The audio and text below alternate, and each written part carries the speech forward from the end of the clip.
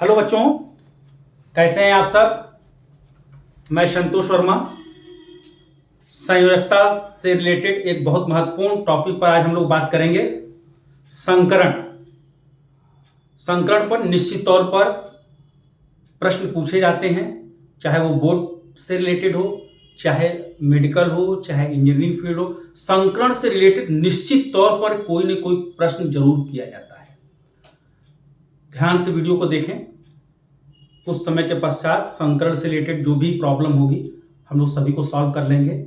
आइए स्टार्ट किया जाए। संकरण। संकरण होता क्या है, संकरण किस पर होता है, क्यों होता है, सभी चीजों पर हम लोग विचार करेंगे। तो देखें संकरण होता क्या है पहले। अच्छा एक बात बताइए, CH4 मतलब बोलो बेटा मेथेन। मेथेन कैसे बना? एक कार्बन और 4 हाइड्रोजन परमाणु आपस में मिलेंगे तो क्या बनता है? मीथेन। मतलब इस कार्बन ने 4 हाइड्रोजन को जोड़ा होगा तभी CH4 बना होगा। कभी आप कल्पना करिए CH5 क्यों नहीं बनता है? कभी कोई कहेगा CH6 बन जाए, क्यों CH4 ही बनता है? ठीक है, आइए इन सभी चीजों पर हम ध्यान से देखें। कार्बन का एटॉमिक नंबर कितना होता है? 6। इसका इलेक्ट्रॉनिक विन्यास करो 1s2 2s2 2p2। क्लियर? ये फर्स्ट सेल है, ये सेकंड सेल है, ये सेकंड सेल है। बाहरी कक्षा कौन सी है? दूसरी। यस में एक ऑर्बिटल होता है, आपको पता है। एस के अंदर एक ऑर्बिटल होता है और पी में 3 ऑर्बिटल होते हैं। 1 2 3। पी में कितने ऑर्बिटल होते हैं? 3। अच्छा, अगर हम इलेक्ट्रॉन की बात करें, यस में 2 इलेक्ट्रॉन है। अगर इसको ऑर्बिटल में भरें तो एक क्लॉकवाइज और एक एंटी क्लॉकवाइज। और पी में जो 2 इलेक्ट्रॉन है, ऑर्बिटल कितने हैं? 3। इन दोनों इलेक्ट्रॉनों को आप भरिए, पहले एक एक भरिए हुंड के नियम से। पहले क्लॉकवाइज भरे जाते हैं, उसके बाद अगर बचता है तब एंटी क्लॉकवाइज भरते हैं।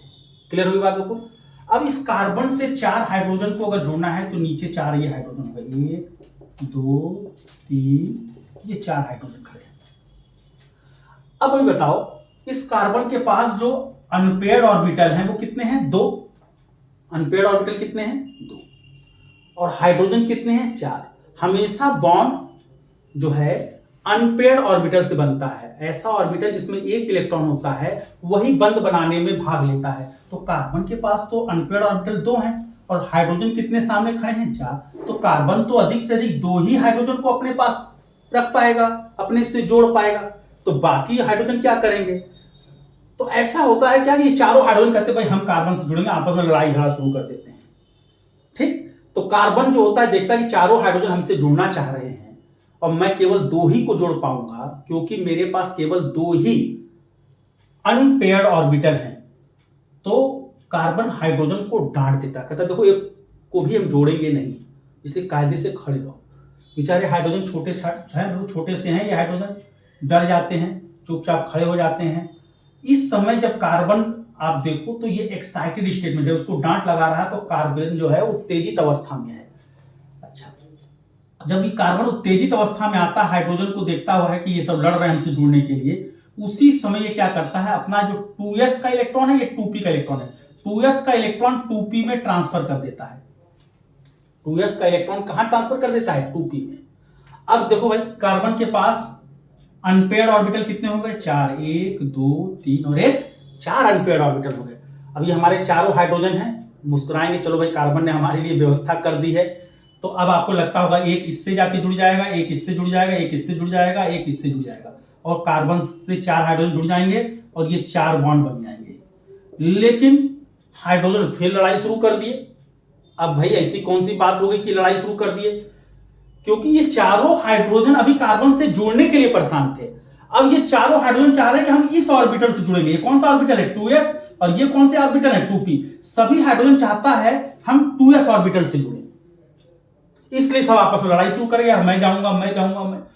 फिर कार्बन को फिर क्रोध आ जाता है कि यार ये सब तो बहुत दुष्ट हैं, अभी हमसे जुड़ने के लिए परेशान थे, अब ये चाहते कि हमारे सभी जो ये चारों हाइड्रोजन ये चाहते कि हमारे केवल 2s ऑर्बिटल से जुड़े। तो इसी समय कार्बन क्या करता है कि अपने चारों ऑर्बिटल्स को, ये जो 4 ऑर्बिटल्स थे इस कार्बन के, इनको आपस में मिला देता है। चारों मतलब एक s ऑर्बिटल और 3 p ऑर्बिटल को आपस में मिला देता है। मिलाने के बाद फिर 4 ऑर्बिटल बनाता है। कारण अब देखो दिक्कत क्या है कि अब चारों की एनर्जी हो गई सेम। यहां देखो, जब एक 2s ऑर्बिटल और 3 जो है 2p ऑर्बिटल, इनको आपस में कार्बन मिला देता है। अभी इनकी एनर्जी अलग अलग है, 2s और 2p की एनर्जी क्या होती है, अलग अलग। 2s की एनर्जी कम होती है, 2p की एनर्जी क्या होती है, ज्यादा होती है। ठीक, सभी हाइड्रोजन चाह रहे थे हम 2s ऑर्बिटल से जुड़े, कम एनर्जी लेवल वाले ऑर्बिटल से जुड़े। आपको केमिस्ट्री में बता दूं कि जिस सिस्टम के पास एनर्जी कम होती है उसकी स्टेबिलिटी क्या होती है, ज्यादा होती है। तो चारों हाइड्रोजन 2s ऑर्बिटल के पास इसलिए जाना चाहते हैं कि अगर हम 2s ऑर्बिटल से कार्बन के बॉन्ड बनाएंगे तो हमारा जो बॉन्ड बनेगा कार्बन के साथ वो काफी स्ट्रांग होगा, क्योंकि लो एनर्जी लेवल वाले सिस्टम से जो बॉन्ड बनेगा उसकी स्टेबिलिटी क्या होगी, ज्यादा होगी। क्लियर। तो कार्बन जब जानता है कि सभी हाइड्रोजन हमारे 2s ऑर्बिटल जुड़ना चाहते हैं, इसलिए वो करता क्या है, अपने सभी ऑर्बिटल को मिला देता है। मिलाने के बाद 4 फिर नए ऑर्बिटल बनाता है, लेकिन अब चारों की जो एनर्जी है वो एक समान हो गई। अब बताओ भाई, जब चारों ऑर्बिटल की एनर्जी समान हो गई तब तो लड़ाई झगड़ा का चक्कर खत्म। एक कार्बन का जो ये ऑर्बिटल है इससे ये हाइड्रोजन जाके जुड़ जाएगा, एक ये जुड़ जाएगा, एक ये जुड़ जाएगा, एक ये जुड़ जाएगा, और कार्बन से 4 हाइड्रोजन जुड़ गए और ये हमारा बन गया क्या, CH4। क्लियर, ये क्या बन गया हमारा, CH4। अगर ये कार्बन हाइब्रिड, इसी देखो हमने बातों बातों में पूरा आपको संकरण पढ़ा दिया, यही संकरण था। अगर ये कार्बन अपने इन चारों ऑर्बिटल को आपस में मिलाकर समान ऊर्जा के 4 ऑर्बिटल नहीं बनाता, तब ये जो कार्बन के साथ जो 4 बॉन्ड बनते, ये जो चारों बॉन्ड के जो गुण होते वो अलग अलग होते हैं। क्योंकि एक कम ऊर्जा वाले ऑर्बिटल से बॉन्ड बनता है, एक अधिक ऊर्जा वाले ऑर्बिटल से बॉन्ड बनता है, तो सभी बॉन्ड के जो गुण होते, सभी बॉन्ड का नेचर क्या होता, अलग अलग होता। तो कार्बन ने पहले अपने ऑर्बिटल की एनर्जी को सेम कर दिया, उसके बाद हाइड्रोजन जब जुड़ेगा तो सभी C और H के बीच जो बॉन्ड बनेगा, सभी बॉन्ड का नेचर सेम होगा, सभी बॉन्ड की एनर्जी क्या होगी, सेम होगी।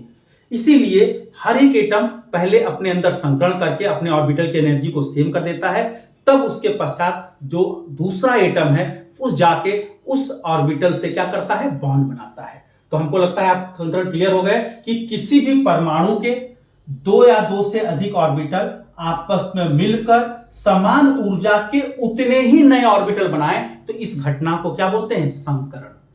क्लियर होगी बात, क्लियर हो गया। संकरण के पश्चात जो नए ऑर्बिटल बनते हैं उनको हम लोग संकरित ऑर्बिटल कहते हैं। तो आइए हेडिंग लगाया जाए संकरण, मैं बोल रहा हूं आप इसको नोट करना, डेफिनेशन नोट कर लीजिए। क्या संकरण क्या है, लिखिए, किसी परमाणु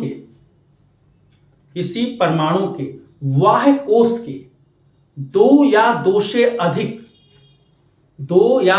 अधिक भिन्न भिन्न ऊर्जा के ऑर्बिटल परस्पर संयोग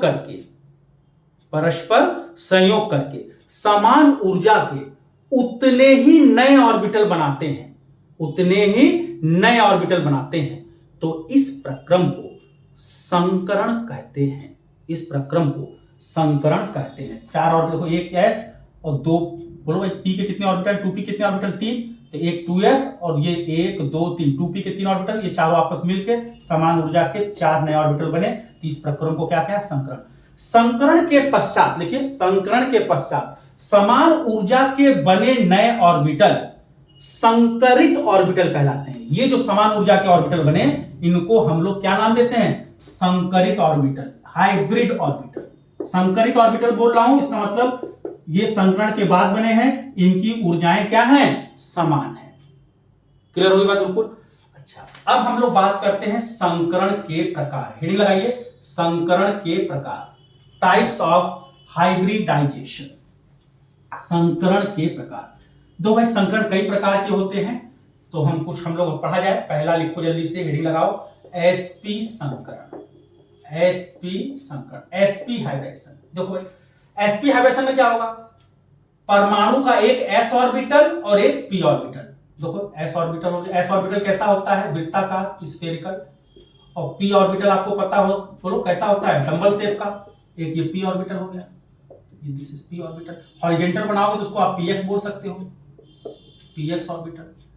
अब देखो भाई, एक s ऑर्बिटल और एक p ऑर्बिटल, ये आपस में मिल जाए, मिलने के बाद समान ऊर्जा के 2 ऑर्बिटल थे तो फिर 2 ही बनेंगे, लेकिन इन दोनों ऑर्बिटल की ऊर्जाएं क्या होंगी, समान होंगी। तो किसी परमाणु के बाह्य कोश का एक s और एक p ऑर्बिटल आपस में मिलकर समान ऊर्जा के दो नए ऑर्बिटल बनाए, देखो एक ये दो नए ऑर्बिटल बनाए, तो इस घटना को sp संकरण कहते हैं। sp संकरण के पश्चात जो समान ऊर्जा के जो दो नए ऑर्बिटल बनते हैं, इनको sp संकरित ऑर्बिटल कहते हैं। क्या कहते हैं, sp संकरित ऑर्बिटल, sp हाइब्रिड ऑर्बिटल। और इन दोनों ऑर्बिटल्स के बीच में जो बंध कोण का मान है वो 180 डिग्री होता है। कितना होता है, 180 डिग्री। तो नोट कर लीजिए sp संकरण क्या होता है। देखिए, किसी परमाणु के बाह्य कोश का एक s ऑर्बिटल तथा एक p ऑर्बिटल परस्पर संयोग करके समान ऊर्जा के दो नए ऑर्बिटल बनाते हैं, तो इस प्रक्रम को sp संकरण कहते हैं। sp संकरण के पश्चात समान ऊर्जा के बने दो नए ऑर्बिटल sp संकरित ऑर्बिटल कहलाते हैं। इनकी जो व्यवस्था होती है, इनका जो अरेंजमेंट होता है वो रेखी होता है, रेखी को बोलते हैं लीनियर होता है। और इन दोनों ऑर्बिटल्स के बीच जो बंध कोण का मान होगा वो कितना होगा, 180 डिग्री। क्लियर। अब आइए बात करते हैं दूसरा sp2 संकरण। नेक्स्ट हेडिंग लगाइए, sp2 संकरण। sp2 संकरण का मतलब क्या हुआ, परमाणु का एक s ऑर्बिटल और दो p ऑर्बिटल। अभी इनकी ऊर्जाएं क्या है, अलग अलग, ये आपस में मिल जाएंगे और मिलने के बाद समान ऊर्जा के कितने ऑर्बिटल बनाएंगे, 3। अरे एक s और दो p मिलकर समान ऊर्जा के कितने नए ऑर्बिटल बनेंगे, 3। तो यह घटना क्या कहलाएगा, sp2 संकरण। तो देखो, एक s ऑर्बिटल हमने लिया, दो p ऑर्बिटल ले लो, एक px ले लो और एक py ले लो। देखो, x एक्सिस पर लोग को बनाओगे तो px हो जाएगा और y एक्सिस पर बनाओगे तो ये कौन सा ऑर्बिटल हो जाएगा, py। तो एक s ऑर्बिटल हो गया और दो p ऑर्बिटल हो गया, आपस में मिलेंगे और मिलके समान ऊर्जा के कितने ऑर्बिटल बनाएंगे, 3। देखो, 1 2 और ये क्या हो गया, 3। क्लियर। तो ये जो समान ऊर्जा के ऑर्बिटल बने इसको बोलेंगे sp2 संकरित ऑर्बिटल, sp2 संकरित ऑर्बिटल। ठीक, इस घटना को क्या बोलेंगे, sp2 संकरण बोलेंगे। और ये जो 3 ऑर्बिटल बने, किन्हीं दो के बीच में अगर बंध कोण का मान चेक करेंगे तो बंध कोण का मान 120 अंश होगा। क्लियर, 120 डिग्री होगा। और इनकी जो तीनों ऑर्बिटलों की जो व्यवस्था है वो त्रिकोणी है। कैसी है, ट्राइगोनल। इसको बोलेंगे ट्राइगोनल प्लेनर, ट्राइगोनल प्लेनर। तो जल्दी से नोट करिए, किसी परमाणु के बाह्य कोश का एक s तथा दो p ऑर्बिटल परस्पर संयोग करके समान ऊर्जा के 3 नए ऑर्बिटल बनाते हैं, तो इस प्रक्रम को sp2 संकरण कहते हैं। sp2 संकरण के पश्चात समान ऊर्जा के बने 3 नए ऑर्बिटल क्या कहलाते हैं, sp2 संकरित ऑर्बिटल कहलाते हैं। किन्हीं दो sp2 संकरित ऑर्बिटलों के बीच 120 डिग्री का कोण होता है। और ये जो तीनों sp2 संकरित ऑर्बिटल हैं, क्लियर, इनकी जो व्यवस्था होगी, इनका जो अरेंजमेंट होगा वो ट्राइगोनल प्लेनर होगा। क्लियर हुई बात। इसके बाद बात करते हैं तीसरा sp3 संकरण। नेक्स्ट हेडिंग लगाइए, sp3 संकरण। sp3 संकरण क्या होता है भाई, जल्दी से समझ लेते हैं इसको भी फट से। sp3 संकरण में क्या होगा, एक s ऑर्बिटल और 3 p ऑर्बिटल। 3 p ऑर्बिटल का मतलब बोलो भाई, px py और pz। ये देखो pz हो गया। अगर हमारा डंबल x एक्सिस बनाओगे तो px, y एक्सिस बनाओगे py और z एक्सिस पर बनाओगे तो क्या हो जाएगा, pz। तो एक s ऑर्बिटल और 3 p ऑर्बिटल आपस में मिलेंगे। अभी इनकी ऊर्जाएं अलग अलग, संकरण में क्या होता है, सभी ऑर्बिटल्स की ऊर्जाएं आपस में मिलने के बाद क्या हो जाती है, समान हो जाती है। तो इस घटना को हम लोग क्या बोलेंगे, sp3 संकरण। अब sp3 संकरण के पश्चात जो 4 ऑर्बिटल मिलेंगे उनकी व्यवस्था देखो कैसी है, किन्हीं दो ऑर्बिटल्स के बीच में कितने डिग्री का कोण होता है। देखो ऐसी व्यवस्था होती है, 1 2 3 4। अब बिल्कुल नई डिजाइन हो जाएगी। किन्हीं दो ऑर्बिटल्स के बीच में जो कोण है, बंध कोण का जो मान है वो देखो भाई, किन्हीं दो के बीच में जो कोण का मान होता है वो 109 डिग्री 28 मिनट। ये हमारा कौन सा ऑर्बिटल कहलाएंगे, sp3 संकरण से मिला है ये, इसलिए इसको sp3 संकरित ऑर्बिटल कहेंगे। इनकी व्यवस्था कैसी होगी, चतुष्फल की। इसको बोलते हैं टेट्राहेड्रल। क्या बोलते हैं इसको, टेट्राहेड्रल। तो जल्दी से डेफिनेशन नोट कर लीजिए, किसी परमाणु के बाह्य कोश का एक s ऑर्बिटल और 3 p orbital px py pz, 3 p orbital परस्पर मिलकर समान ऊर्जा के 4 नए ऑर्बिटल बनाते हैं, 1 2 3 4। तो इस प्रकरण को sp3 संकरण कहते हैं।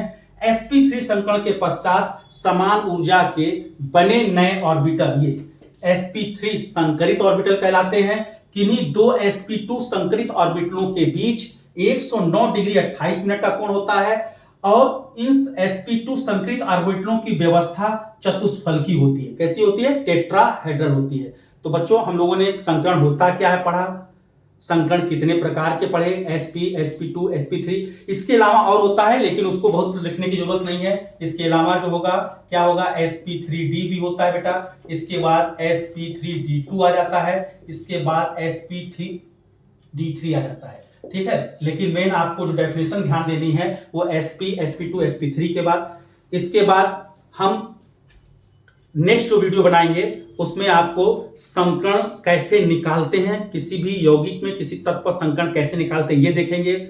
उस यौगिक का ज्यामिति क्या होगी, उसकी संरचना कैसे होगी, इस पर डिस्कस करेंगे। तो नेक्स्ट वीडियो में बाकी चीजों को हम डिस्कस करेंगे। Thank you.